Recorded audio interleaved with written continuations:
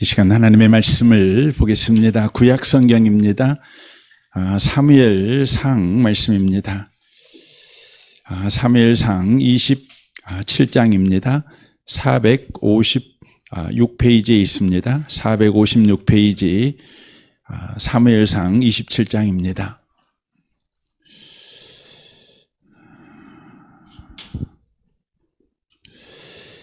1절 말씀부터 4절까지 기록된 말씀을 보도록 하겠습니다. 같은 목소리로 기록된 말씀을 읽겠습니다. 다윗이 그 마음에 생각하기를 내가 후일에는 사울의 손에 붙잡히리니 블레셋 사람들의 땅으로 피하여 들어가는 것이 좋으리로다. 사울이 이스라엘 온 영토 내에서 다시 나를 찾다가 단념하리니 내가 그의 손에서 벗어나리라 하고 다윗이 일어나 함께 있는 사람 600명과 더불어 가드왕 마옥의 아들 아기스에게로 건너가니라. 다윗과 그의 사람들이 저마다 가족을 거느리고 가드에서 아기스와 동거하였는데 다윗이 그의 두 아내 이스리엘 여자 아히노암과 나발의 아내였던 갈멜 여자 아비가일과 함께하였더니 다윗이 가드에 도망한 것을 어떤 사람이 사울에게 전하매 사울이 다시는 그를 수색하지 아니하니라. 아멘. 아멘. 함께 예배하는 모든 분들 가운데 이 말씀에 축복이 함께 하시기를 주님의 이름으로 축원합니다. 오늘은 사무엘상 27장입니다. 우리는 이 앞에 사무엘상 26장에서 다윗의 믿음의 승리를 우리가 보았습니다. 사울을 죽일 수 있었지만 하나님을 믿는 까닭에 칼을 내려놓았습니다. 하나님이 하실 일을 자기 자신이 대신하지 않겠다는 것이죠. 얼마나 귀한 믿음입니까? 그 믿음으로 다윗은 승리했습니다.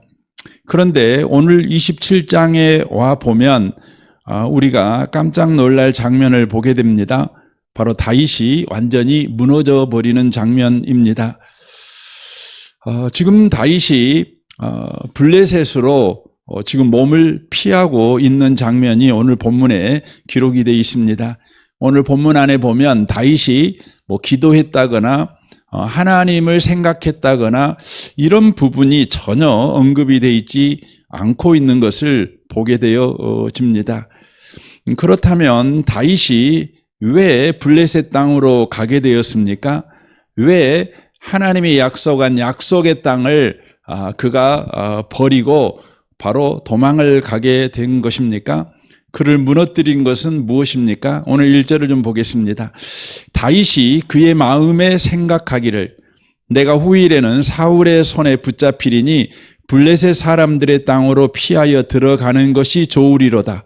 사울이 블레셋 온 영토 내에서 다시 나를 찾다가 단념하리니 내가 그의 손에서 벗어나리라 하고 라고 말합니다. 다윗이 이렇게 지금 생각하고 있는 것이죠. 사울을 보니까 끝내 나를 죽일 것 같다는 것이죠. 그러므로 사울이 다스리고 있는 영토 내에 있다면 잠시는 괜찮을 수 있지만 마침내 사울에게 붙잡혀 죽을 수 있다는 것입니다. 그래서 사울에게서 피하려면 사울이 지배하지 않는 땅 블레셋으로 도망가야만 사울에게서 살 수 있다. 이 생각이 바로 다윗에게 들었다는 것이죠. 그래서 블레셋으로 도망을 가게 되어집니다. 다윗의 생각은 굉장히 현실적이고 합리적인 생각 같습니다. 그리고 다윗의 생각대로 사울이 더 이상 쫓아오지 않습니다. 4절을 보십시오. 다윗이 가드에 도망한 것을 어떤 사람이 사울에게 전하매 사울이 다시는 그를 수색하지 아니하니라 라고 말합니다. 다윗의 생각은 겉으로 보면 완벽했습니다. 다윗의 생각대로 당장의 문제가 바로 해결되었기 때문에 그렇습니다. 그러나 당장의 문제는 해결되었지만 다윗에게는 바로 영적인 문제가 바로 생기게 되었습니다. 오늘 본문 12절 마지막 절입니다. 아기스가 블레셋 왕이죠. 다윗을 믿고 말하기를 다윗이 자기 백성 이스라엘에게 심히 미움을 받게 되었으니 그는 영원히 내 부하가 되리라고 생각하니라 라고 말합니다. 아기스는 다윗이 자신의 영원한 부하가 될 것이라고 생각을 했다는 것이죠.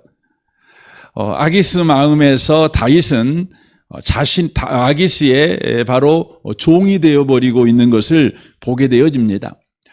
하나님의 자녀가 이방 사람의 종이 되어버린 것이죠. 애굽의 종이 된 것처럼 블레셋의 바로 다윗이 종이 되어버린 것입니다. 다윗을 이렇게 만든 것은 여러분 사실 사울의 이업이 아니었습니다. 또 상황도 아니었습니다. 바로 사울의 이업과 상황을 가지고 다윗이 생각한 다윗의 생각이 다윗을 이렇게 만든 것입니다. 중요합니다. 성도의 삶에서 아주 중요한 것은 상황이나 어떤 사건이 아닙니다. 상황과 사건을 가지고 우리가 생각하는 생각, 그 생각이 바로 문제가 된다고 하는 것입니다. 다윗과 똑같은 경우의 사람이 열왕기상 19장에 등장합니다. 바로 엘리야입니다. 18장에서 갈멜산에 엄청나게 큰 승리를 그가 경험하지요. 그러나 19장에 와서 이세벨의 한마디 때문에 바로 이 엘리야가 무너져 내려버립니다. 성경은 왜 엘리야가 무너져 내렸는지 그 이유를 이렇게 기록하고 있습니다. 열왕기상 19장 3절입니다. 그가 이 형편을 보고 일어나 자기의 생명을 위해 도망하여라고 되어 있습니다. 그가 도망하게 된 이유, 그가 두려움을 가지고 도망한 이유가 뭐냐면 이 형편을 보고라고 성경은 그 이유를 설명합니다. 여기서 이 형편을 보고 이것은 단순히 보았다는 말이 아니라 보았다, 생각했다, 판단했다. 이것을 이야기하는 것입니다. 그러니까 이세벨이 말한 말을 가지고 상황을 본 것입니다. 그리고 그것을 가지고 자신이 생각을 한 것입니다. 또 판단한 것입니다. 그러자 엘리야에게 어떤 일이 벌어졌습니까? 두려움이 바로 엘리야의 마음을 사로잡게 됩니다. 그리고는 그는 도망을 가는 편을 바로 선택합니다. 성도 여러분, 여러분이 꼭 기억해야 될 것이 있습니다. 성도는 상황 때문에 무너지는 것이 아닙니다. 사건 때문에 무너지는 것이 아닙니다. 상황을 해석하는 자기 생각, 사건을 해석하는 자기 생각 때문에 바로 무너진다는 것을 성경이 말씀을 하고 계시는 것입니다. 이 생각 때문에 무너져 버린 바로 엘리야를 우리 하나님은 어떻게 회복시키십니까? 성경을 보시면 하나님은 엘리야를 호렙산으로 데리고 가십니다. 19장 11절입니다. 여호와께서 이르시되 너는 나가서 여호와 앞에서 산에 서라 하시더니라고 되어 있죠. 바로 호렙산을 말합니다. 여호와께서 지나가시는데 여호와 앞에 크고 강한 바람이 산을 가르고 바위를 부수나 바람 가운데서 여호와께서 계시지 아니하며 바람 후에 지진이 있으나 지진 가운데서도 여호와께서 계시지 아니하며 또 지진 후에 불이 있으나 불 가운데서도 여호와께서 계시지 아니하시더니 불 후에 세미한 소리가 있는지라라고 말씀합니다. 바로 엘리야를 회복시키시는 하나님의 방법은 불도 아니고 지진도 아니고 바람도 아니었습니다. 세미한 바로 소리였다는 것입니다. 세미한 소리로 엘리야를 회복시키십니다. 여러분, 세미한 소리가 무슨 소리일까요? 그냥 우리 한글 성경으로 보면 아주 조용하고 가느다란 소리 같은 그런 느낌이 들지 않습니까? 그러나 이 세미한 소리는 원문으로 보면 하나님께서 바위에다가 글을 새기기 위해서 망치와 정으로 바위를 쪼는 소리가 바로 세미한 소리입니다. 하나님이 언제 그렇게 하셨지요? 하나님께서 호렙산에서 모세에게 하나님의 말씀, 율법의 말씀을 주실 때에 돌판에다가 말씀을 새겨서 주십니다. 그러니까 하나님의 말씀을 돌판에 새길 때에 바로 쪼으셨죠. 그것이 무슨 소리입니까? 세미한 소리입니다. 그래서 세미한 소리라는 바로 의미는 바로 하나님의 말씀이라는 의미가 되는 것이지요. 그러니까 자기 생각으로 무너져 버린 엘리야를 우리 하나님이 회복시키시는 방법은 능력도 아니고 또 어떤 기적도 아닙니다. 하나님의 말씀이었다는 것이죠. 하나님의 말씀 앞으로 그를 끌어오는 것입니다. 하나님의 말씀 앞에 다시 서게 하는 것입니다. 그때 엘리야가 회복되는 것입니다. 여기서 우리가 알아야 되는 것이 있지요. 결국 우리의 신앙에서 우리가 붙들어야 될 것은 무엇입니까? 능력입니까? 기적입니까? 아닙니다. 하나님의 말씀을 붙들어야 된다는 것입니다. 우리가 무너지지 않는 것은 기적을 우리가 경험했기 때문도 아니고 우리가 능력을 가지고 있기 때문도 아닙니다. 또 신앙에 많은 경력과 경험을 저와 여러분이 가지고 있기 때문에 무너지지 않는 것이 아니라 바로 하나님의 말씀 안에 있어야만 저와 여러분이 무너지지 않는다는 것입니다. 그래서 예수님께서 이렇게 말씀하십니다. 요한복음 15장 5절입니다. 나는 포도나무요 너희는 가지라. 그가 내 안에 내가 그 안에 거하면 사람이 열매를 많이 맺나니 나를 떠나서는 너희가 아무것도 할 수 없음이라. 사람이 내 안에 거하지 아니하면 가지처럼 밖에 버려져 마르나니 사람들이 그것을 모아다가 불에 던져 사르느니라. 너희가 내 안에 거하고 내 말이 너희 안에 거하면 무엇이든지 원하는 대로 구하라. 그리하면 이루리라 라고 말씀합니다. 예수님은 예수님과 우리 관계를 설명하십니다. 바로 포도나무와 가지와의 관계라고 하는 것이지요. 가지에게는 생명이 필요합니다. 그러나 가지 스스로 생명을 생산해낼 수는 없습니다. 그러므로 가지는 독립적으로 생존할 수도 없고 열매를 맺을 수도 없습니다. 그러므로 가지는 반드시 나무에 붙어 있어야 합니다. 그래야 생명이 공급되고 마침내 열매를 맺을 수 있는 것입니다. 여기서 중요한 것은 무엇입니까? 어제 열매를 많이 맺었다고 해서 오늘 자동으로 열매를 맺는 것이 아니라는 것입니다. 여전히 나무에 붙어 있어야 열매를 맺는다는 것입니다. 많은 신앙인들이 착각하는 것이 있습니다. 신앙생활을 우리가 오래 했고 그래서 신앙 경력도 화려하고 신앙 경험도 많고 그래서 나는 넘어지지 않는다. 나는 도리어 신앙의 열매를 맺을 수 있다. 이렇게 생각하는 분들이 되게 많습니다. 그러나 성경은 우리에게 말합니다. 경력과 경험으로 열매가 맺어지지 않는다는 것입니다. 지금 주님에게 붙어 있냐 안 붙어 있냐 이것이 관건이라는 것입니다. 그런데 주님에게 붙어 있냐 안 붙어 있냐가 뭐냐? 성경은 그렇게 말이죠. 내 말이 너희 안에 거하면 이라고 되어 있습니다. 그러니까 주님에게 붙었냐 안 붙었냐는 것은 바로 내 안에 하나님의 말씀이 있느냐, 지금 내가 하나님의 말씀 앞에 서서 살아가고 있느냐, 이것이 주님 안에 있냐 주님 밖에 있냐, 이것을 바로 보여주는 거라고 하는 것이죠. 사랑하는 성도 여러분, 저와 여러분은 내 생각으로 넘어집니다. 넘어지지 않기 위해서는 언제나 우리 가운데 하나님의 말씀을 붙잡는 일이 필요하다는 것입니다. 하나님의 말씀이 뭐지요? 하나님의 생각이지요. 그러니까 내 생각을 붙잡고 살면 우리는 넘어지지만 하나님의 생각을 붙잡고 살면 저와 여러분은 경고할 뿐만 아니라 열매를 맺는 삶을 살아간다는 것이죠. 여기서 말하는 열매라는 것은 신앙의 열매가 아니라 성령의 열매라고 언젠가 말씀을 드렸습니다.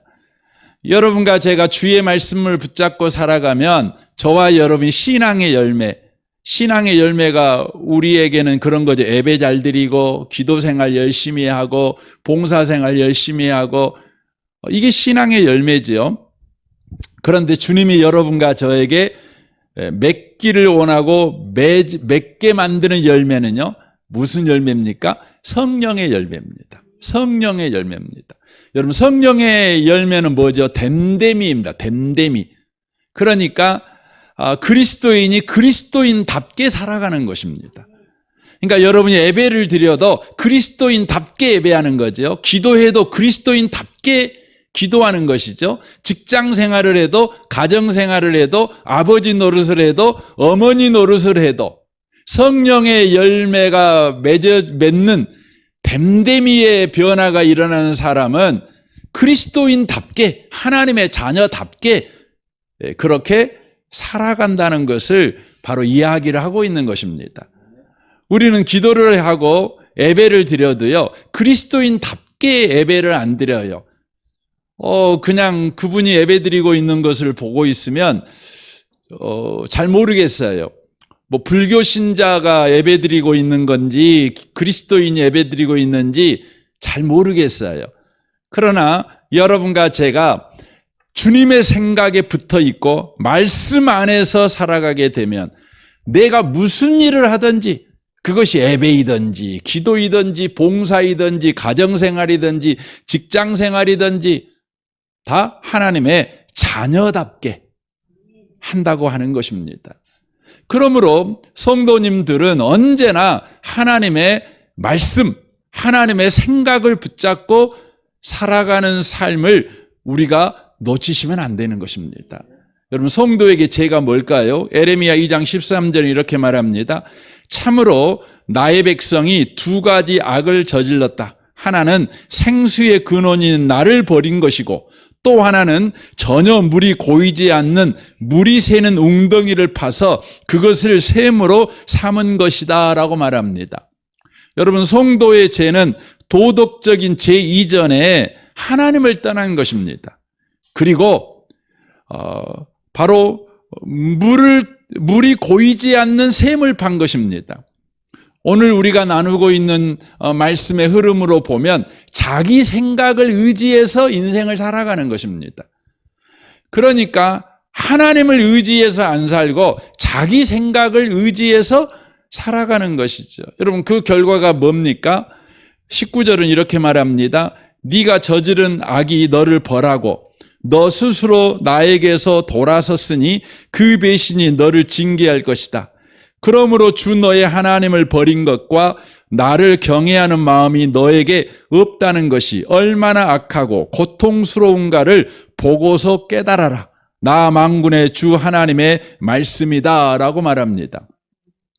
그러니까 여러분과 제가 그리스도인인데 하나님의 생각을 의지하여 살지 않고 내 생각을 의지하고 살아갈 때 하나님께서 어떻게 하시냐면, 그래, 네 생각을 의지하고 살아가면 네가 어떤 것을 만들어내는가를 한번 경험해보고 살아봐, 이렇게 한다는 것입니다.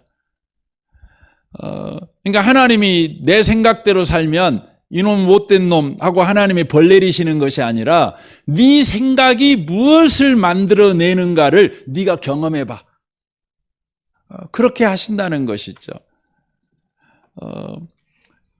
여기 에레미야 2장 14절에 보면 그것이 뭘 만들어내냐면 온수의 노예가 되는 삶을 만들어낸대요. 여러분, 우리 인생에 온수가 있죠. 최고의 온수가 뭐죠? 여러분, 그 마귀가 온수이기도 하고 그러지만 여러분, 최고의 온수가 뭐냐면 나 자신이에요. 육신이에요. 육신이에요. 여러분, 나를 망하게 만드는 것은 여러분, 마귀가 나를 망하게 만드냐? 아니에요. 누가 나를 망하게 만드냐면 나 자신이 나를 망하게 만들어요. 내가 주인 될 때. 나를 망가뜨리는 것이죠. 그래서 예레미야서 2장에서는 이렇게 주님의 생각이 아니라 내 생각을 쫓아갈 때 나의 노예가 되는 거예요. 나의 노예가 되는 것이죠. 로마서에서는 그것을 이렇게 이야기합니다. 8장 5절입니다. 육신을 따른 자는 육신의 일을, 영을 따르는 자는 영의 일을 생각하나니 육신의 생각은 사망이요 영의 생각은 생명과 평안이니라. 육신의 생각은 하나님과 온수가 되나니 이는 하나님의 법을 굴복하지 아니할 뿐 아니라 할 수도 없음이라. 육신에 있는 자는 하나님을 기쁘시게 할 수 없느니라 라고 되어 있습니다. 육신을 따르는 자는 육신의 일을, 자기 자신을 따라가는 사람은 자기의 일을 하는 거죠. 영을 따르는 사람은 영의 일을 생각하지요. 그러니까 내가 주인 된 사람은 내 생각을 하지요. 그래서 내 생각을 쫓아갈 수밖에 없는 것이죠. 그러나 주님의 생각을 주님을 따라가는 사람들은 주님의 생각을 하게 되는 것이죠. 그 결과는 육신의 생각은 사망이라는 것입니다. 사망이라는 것이죠. 하나님과 점점점 멀어진다는 것을 바로 이야기하고 있는 것입니다. 그래서 다윗은 시편 1편에서 자신이 그 수없이 많은 인생을 살아오면서 인생이라는 것, 그리스도인들은 이렇게 살아야 돼. 그래서 이렇게 고백하는 거죠. 시편 1편 1절입니다. 복 있는 사람은 악인의 꾀를 따르지 아니하며 죄인들의 길에 서지 아니하며 오만한 자들의 자리에 앉지 아니하고 오직 여호와의 율법을 즐거워하여 그의 율법을 주야로 묵상하는도다라고 말하고 있습니다. 이 말씀은 생각하지 말아라 이걸 말하고 있는 것이 아니라 생각의 근원이 누구인지 조심해라 이걸 말하는 것입니다. 그러니까 생각하지 말아라 아니죠. 우리는 생각해야지요. 그런데 그 생각이 누구로부터 나온 생각이냐 이걸 조심해야 한다는 것이죠. 여기에 악인이 나오고 죄인이 나오고 오만한 자가 나옵니다. 누굴까요? 옆집 아줌마일까요? 옆집 아저씨일까요? 저 북한에 있는 저 김정은일까요? 물론 거기도 포함되겠죠. 그러나 여기서 지금 이야기하고 있는 건 누구냐면 다윗 자신을 말하는 겁니다. 다윗 자신이 악인이에요. 다윗 자신이 죄인이에요. 다윗 자신이 오만한 자예요. 여러분과 제가 사무엘상을 쭉 읽어보면 다윗이 과연 그런 사람이에요. 여러분과 저는 악인의 꾀, 죄인들의 길, 오만한 자의 자리 이걸 읽을 때 다른 사람을 생각하죠. 그래 저 사람 안 따라가야지 이런 생각을 하죠. 그러나 여러분과 제가 악인이에요. 죄인이에요. 오만한 자예요. 그래서 여러분과 제가 내 생각을 따라가고 내 방법을 따라가고 내 욕망을 여러분과 제가 따라가게 돼서는 안 된다는 것이죠. 오직 여호와의 율법을 즐거워하여 그의 법을 주야로 묵상하는도다라고 되어 있습니다. 성도는 주야로, 그러니까 한순간도 하나님의 말씀에서 떠나면 안 된다. 말씀이 주는 생각, 하나님의 생각에서 나오는 생각, 그 생각을 우리가 묵상해야 된다는 거죠. 생각하고 또 생각하고 거기에서 나온 생각이어야 한다고 하는 것이죠. 그래서 복 있는 사람은 말씀이 주는 생각에 붙잡힌 생각을 하고 살아가게 된다는 것이죠. 그런 사람은 어떤 자가 된다는 겁니까? 3절이 그렇게 말하죠. 그는 시냇가에 심은 나무가 철을 따라 열매를 맺으며 그 잎사귀가 마르지 아니함 같으니 그가 하는 모든 일이 다 형통하리로다 라고 말씀하고 있습니다. 여기서 형통한다는 말은 모든 일이 다 내 뜻대로 된다 이런 의미가 아니라 모든 일이 다 하나님의 뜻이 이루어지는 일에 순종한다 이런 의미입니다. 그러니까 형통한다는 말은 순종한다는 거예요. 모든 일이 거기에 합력해요. 모든 일이 하나님의 뜻이 이루어지는 일에. 그러나 악인들은 그렇지 아니하며 오직 바람에 나는 겨와 같도다라고 말합니다.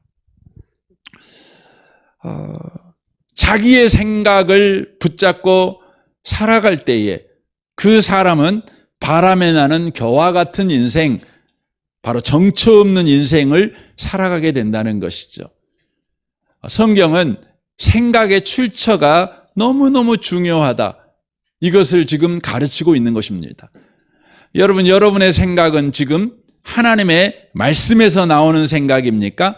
아니면 엘리야처럼 상황을 보고 나오는 생각, 다윗처럼 사울을 보고 나온 생각이십니까? 저는 여러분을 축복합니다. 언제나 여러분의 생각이 말씀에서 나오는 생각이 꼭 되시기를 바랍니다. 마태복음 16장에 보면 베드로가 등장하지요. 13절부터 19절까지 이 베드로는 예수님에게 엄청나게 칭찬을 받습니다. 이렇게 말씀하지요. 네가 복이 있도다 이 말을 듣습니다. 그러나 20절 이하에서는 베드로가 무슨 이야기를 듣죠? 사탄아 내 뒤로 물러가라 이 말을 듣습니다. 베드로는 언제 네가 복이 있도다 이 칭찬을 듣습니까? 17절 하반절에 보십시오. 이를 네게 알게 한 이는 혈육이 아니요 하늘에 계신 내 아버지시니라 라고 말씀합니다. 예수님을 내 주 내 하나님으로 고백하잖아요. 그런데 이 말을 하잖아요. 이 고백을 하잖아요. 근데 이 고백에 대해서 예수님이 뭐라고 말하죠? 네가 한 이 고백은 네 생각에서 나온 것이 아니라 하나님에게서 온 생각이야. 이렇게 말하는 것입니다. 네 생각에서 나온 것이 아니라 하나님에게서 나온 생각, 이 생각을 베드로가 가지고 있었을 때에는 그가 어떤 자가 됐죠? 복 있는 자가 됐어요. 그러나 20절 이하에 사탄아 내 뒤로 물러나라 이 소리를 들었을 때에 왜 이 소리를 듣습니까? 23절 하반절을 보십시오. 네가 하나님의 일을 생각하지 아니하고 도리어 사람의 일을 생각하는도다라고 말씀합니다. 하나님에게서 나온 생각이 아니라 네 생각에서 나온 생각이다 이 말이죠. 네 욕망에서 나온 생각이다. 내가 예루살렘 가면 왕이 되면 너도 한 자리 할 그 생각에서 나온 생각. 바로 그 생각을 하게 될 때 주님에게 무슨 소리 들었어요? 사탄아 내 뒤로 물러나라. 이 소리를 들은 것입니다. 같은 사람입니다. 같은 입에서 입을 가진 사람입니다.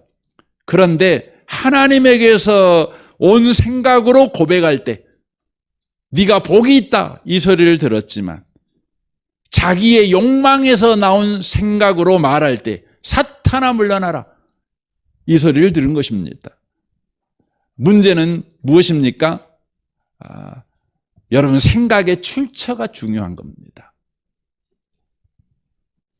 그러므로 성도는 어떤 경우에도요 하나님의 말씀을 가지고 생각해야 되는 것입니다. 이것이 낙심하지 않는 길입니다. 여러분 갑자기 왜 낙심 이야기를 할까요? 여러분 낙심이라는 이 단어가요. 여러분 생각할 때 낙심 그러면 우리는 포기하는 거잖아요. 에라 될 대로 되라지 뭐 그냥 막 살지 뭐 인생 뭐 있어 그냥 그러는 거 아니겠어요? 그런 의미로 우리가 읽지 않습니까? 그런데 이 낙심이라는 이 단어가 헬라어로는 어떤 의미냐면요. 이 헬라어에서 이 낙심이라는 단어는 곤투 시합할 때 쓰는 단어입니다. 곤투 시합할 때. 그럼 선수가 곤투 시합할 때 반드시 선수가 해야 될 일이 뭐죠? 가드를 올리는 거죠. 이렇게 올리는 거잖아요. 이렇게 머리하고 가장 약한 머리하고 이 턱을 보호하기 위해서 이렇게 가드를 올립니다.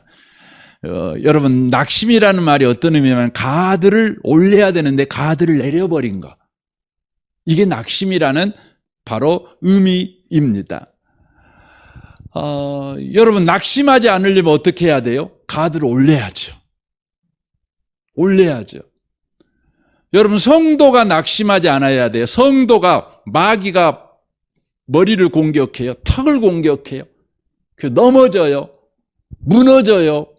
안 그러려면 어떻게 해요? 가드를 올려야죠. 성도가 올려야 될 가드가 뭐죠?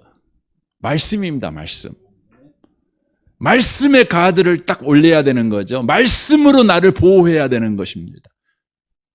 그래서 성경 에베소 6장 말씀에 하나님은 우리에게 전신갑주를 입어라 이렇게 말씀하잖아요. 이 전신갑주 내용을 읽어보시면 다 뭐예요? 말씀이에요. 말씀.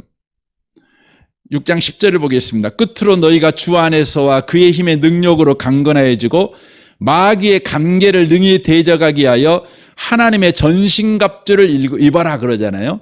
우리의 씨름은 혈과 육을 상대하는 것이 아니요 권세자들과 통치자들과 권세들과 이 어둠의 세상 주관자들과 하늘에 있는 악한 영들을 상대함이라. 그러므로 하나님의 전신갑주를 취하라. 이는 악한 날에 너희가 능히 대적하고 모든 일을 행한 후에 서기 위함이라. 무너지지 않기 위해서요. 당당하게 다리에 여전히 힘을 두고 서 있는 자가 돼 있는 거죠. 그래서 여러분과 제가 입어야 될 전신갑주가 뭡니까? 서서 진리로 너희 허리띠를 띠고 말씀을 말하는 겁니다. 의의 호심경을 붙이고 말씀을 말하는 것입니다. 복음, 평안의 복음으로 준비한 그 신을 신고 말씀을 말하는 것이죠. 모든 것 위에 믿음의 방패를 가지고 말씀을 말하는 것입니다. 능히 악한 자의 모든 불화살을 소멸하고 구원의 투구와 성령의 검 곧 하나님의 말씀을 가져라 이렇게 돼 있어요. 그러니까 온몸을 여러분 방어하는 전신갑주가 뭐죠? 전신갑주가 뭐냐면 말씀이에요. 그리고 상대를 공격하는 공격 무기가 뭡니까? 또한 말씀인 것입니다. 마귀는 오늘 또 저와 여러분의 마음을 노립니다. 저와 여러분의 마음에서요, 하나님의 말씀을 빼버리고 내 생각이 왕자에 앉도록 그렇게 역사합니다. 그래서 누가복음 8장 12절에 이렇게 말합니다. 마귀가 와서 그들의 마음에서 말씀을 빼앗아가니 이는 그들로 믿어 구원받지 못하게 하려 함이라 라고 말씀합니다.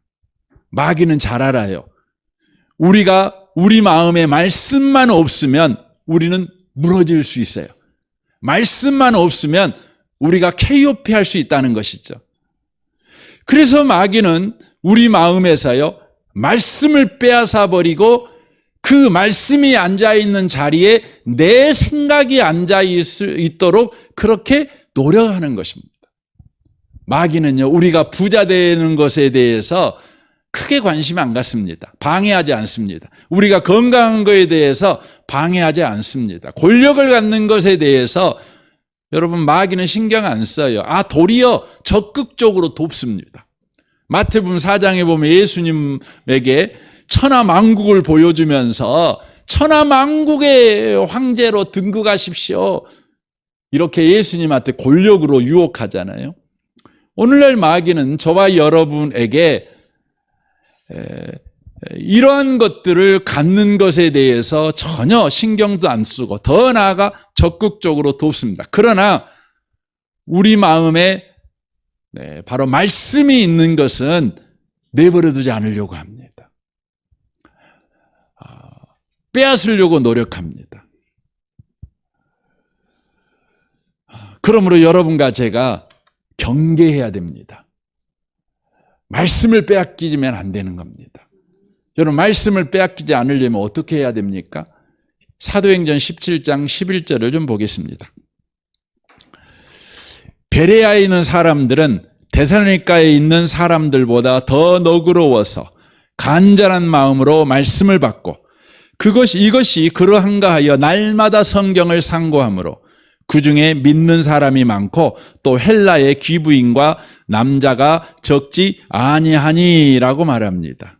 이 베레아 사람들은요, 하나님의 말씀을 듣고요, 믿음이 점점 자랐어요. 그러니까 여러분과 저에게 들려진 하나님의 말씀이 마귀에게 빼앗겨 버리지 아니하고 도리어 내 안에 뿌리를 내리고 그것이 바로 믿음의 열매를 맺도록 해야 된다는 거죠. 저와 여러분이 이제 믿음의 말을 하고 믿음의 행동을 하고 믿음으로 살아가는 자가 되게 해야 되죠. 말씀을 빼앗겨 버리면 안 되지요. 그럼 베레아 사람들은 어떻게 말씀을 빼앗기지 않았을 뿐만 아니라 도리어 그 말씀이 바로 흥황하여서 자기의 심령에서 세력을 얻어가지고 바로 믿음의 열매를 맺게 만들며 더 나아가 자신들의 현실에서 믿음의 삶, 믿음의 말, 믿음의 행동을 하는 자로 그렇게 살아갈 수 있었다는 것입니까? 여기에 보면 두 가지를 이야기합니다. 첫 번째, 더 너그러워서 간절한 마음으로 말씀을 받고라고 되어 있습니다. 너그럽다는 말은 신사였다는 것이죠. 신사. 그러니까 여러분, 신사가 어떤 게 신사입니까? 신사라는 것은 상대에게 합당한 A를 취하는 게 신사입니다. 그렇죠. 그래서 여러분 그 여자분들이 어떤 남자가 여러분을 정말 귀하게 대해줘요. 정말 그 하나님의 형상을 가진 아름다운 자로 존귀한 자로 대해줘요. 그러면 여러분 그런 남자를 보면 저 남자 참 신사적이야 이렇게 생각을 하지 않겠습니까? 막대하면 굉장히 실망이죠. 그러니까 너그럽다는 말은 그들은 하나님의 말씀을 하나님의 말씀으로 대했다는 것입니다. 대했다는 것입니다. 여러분, 이 시대의 문제가 뭡니까? 여러분, 하나님의 말씀을 하나님 말씀으로 안 대해요. 하나님의 말씀을요, 그냥 타이틀은 하나님의 말씀, 여러분이 타이틀은 설교를 듣는다 이렇게 하지만 실상 여러분의 마음에는요, 하나의 견해로 하나님 말씀을 듣습니다. 하나의 이론으로 하나님 말씀을 듣습니다. 저는 여러분을 축복합니다. 하나님 말씀을 들을 때마다 하나님의 말씀을 하나님의 말씀으로 들으세요. 천지를 창조하신 그 말씀으로 들으세요. 우리를 구원에 이르게 하는 그 구원의 말씀으로 들으시고, 치유하시는 치유의 말씀으로 들으시고, 자유케 하시는 그 말씀으로 들으시고, 우리의 혼과 영과 및 관절것을 찔러 쪼개는 말씀으로 그렇게 인정하고 들으세요. 그러나 우리는 하나님의 말씀을 들을 때에 그렇게 안 듣습니다. 여러분이 항상 그 부분을 하셔야 돼요. 그래야 말씀을 마귀에게 안 뺏겨요. 여러분 제가 설교를 이렇게 주일날 설교를 해요. 여러분이 또 이 시간 설교를 듣잖아요. 설교 듣고 여러분이 밖에 이렇게 나가면 곧바로 여러분이 오늘 목사님이 설교하셨어. 야, 어떤 목사님은 이분 뭐 이렇게 설교했는데 목사님 이렇게 설교했네. 이게 뭐야? 나는 내가 생각할 때는 그 목사님 설교가 더 좋은 것 같았어. 뭐 이런 식이죠. 저는 여러분한테 부탁드리고 싶어요. 여러분이 은혜의 복음교회 성도면은요, 은혜의 복음교회 강단에서 흘러나오는 말씀을 붙잡으세요. 여러분이 중앙교회 성도면 중앙교회 말씀 붙드세요. 중요해요. 여러분 요즘은 유튜브에서 되게 많은 설교를 듣잖아요. 여러분 좋은 설교는 참고로 들으세요, 그냥. 그러나 여러분의 영의 양식으로는요, 여러분이 속한 교회에 강단에서 흘러나온 말씀을 영의 양식으로 받으세요.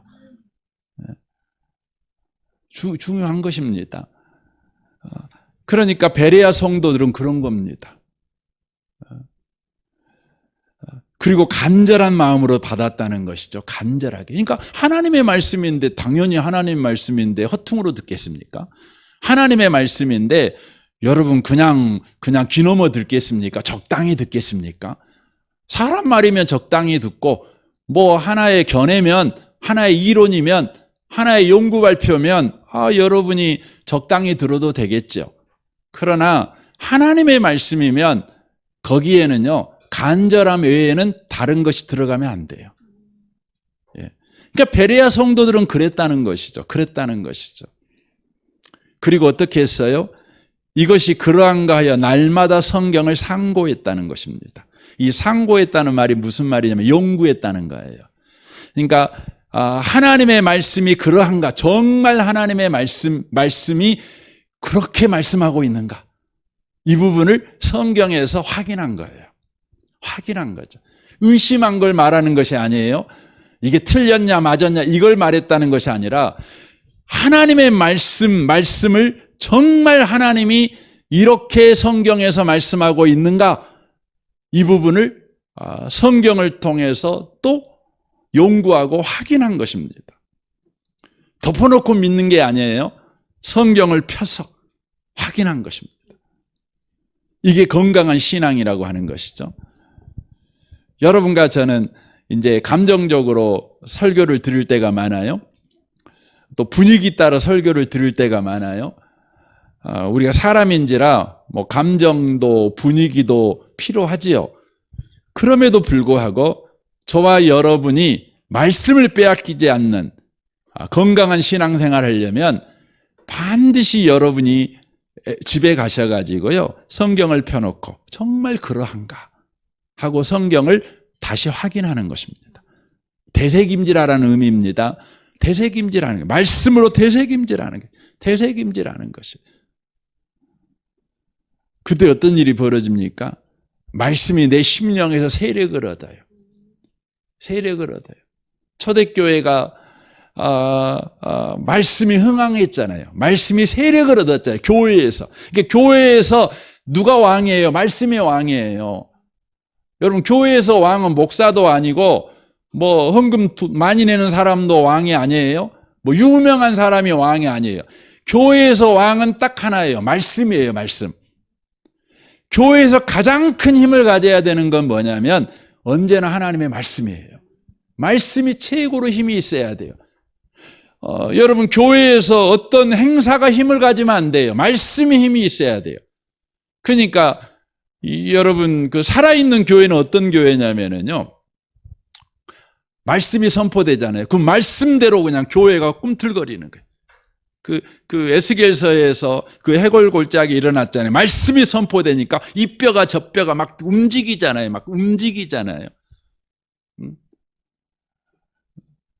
그것이 일어나는 것이죠. 여러분의 심령 속에서 하나님의 말씀이 바로 막 움직이는 거죠. 세력을 얻는 거죠.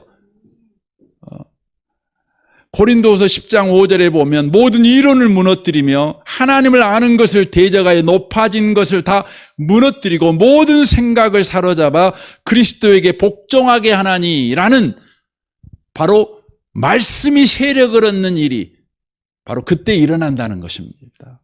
중요하지요. 그리고는 우리의 보이는 현실에서는 어떤 일이 벌어지죠? 믿음으로 사는 사람이 되는 거예요. 믿음으로. 그러니까 우리 내면에서는 이렇게 말씀이 세력을 얻는 일이 일어나지만 우리의 표면적인 우리의 언어 생활, 우리의 행동에서는요, 믿음으로 말하고 믿음으로 행동하는 일이 바로 벌어진다는 것입니다.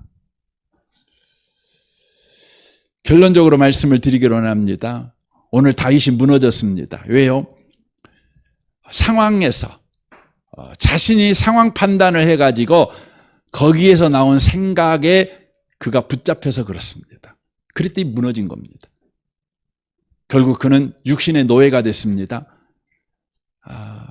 하나님의 종이 육신의 노예가 돼버린 것입니다. 성도에게 중요한 것은 하나님의 말씀, 하나님의 생각입니다. 하나님의 생각에서 나온 그 생각이 우리를 주장하게 해야 돼요. 그게 바로 믿음의 생각이고 믿음의 말입니다. 그러기 위해서 여러분과 제가 베레아 사람들처럼 너그럽게 그리고 간절하게 하나님의 말씀을 듣고 그 말씀이 그러한가 하고 성경을 펴서 다시 그 말씀을 되새김질하는 묵상하는 그런 삶을 살아내시는 저와 여러분 되시기를 주님의 이름으로 축원합니다. 아멘. 우리 같이 기도하겠습니다.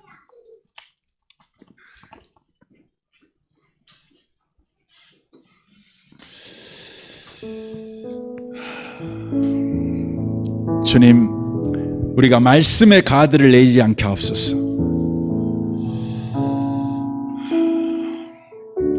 언제나 우리의 생각이 상황에서 나온 생각인가, 환경에서 나온 생각인가, 사건에서 나온 생각인가를 멈춰 서서 분별하는 지혜를 허락하여 주시고, 항상 하나님의 말씀에서 나오는 생각이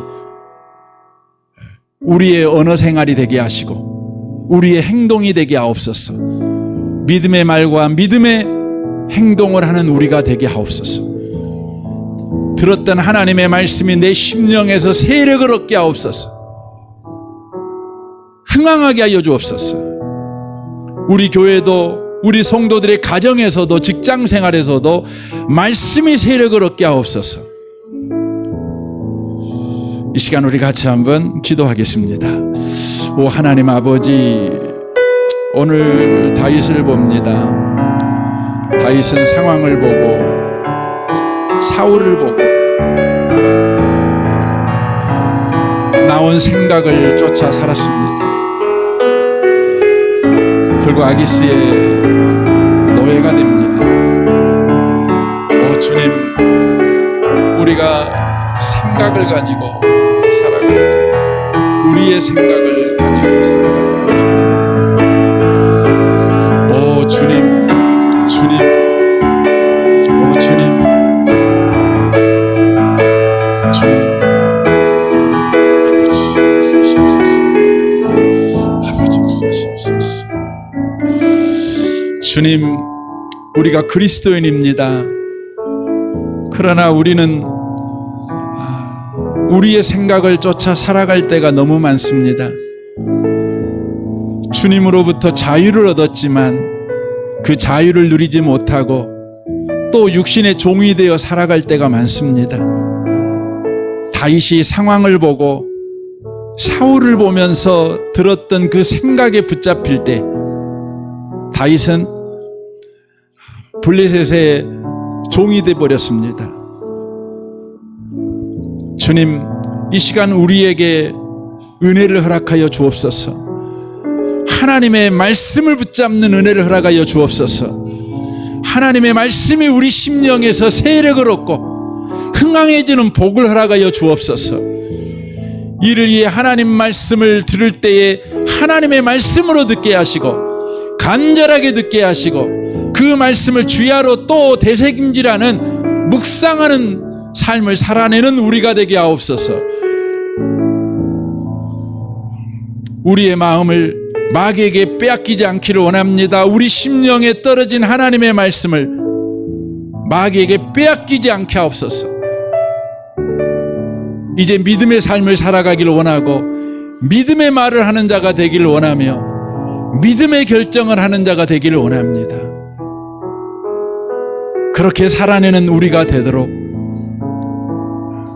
주께서 우리를 주의 백성 삼으셨사오니 오늘 또 우리를 그렇게 이끌어가 주옵소서.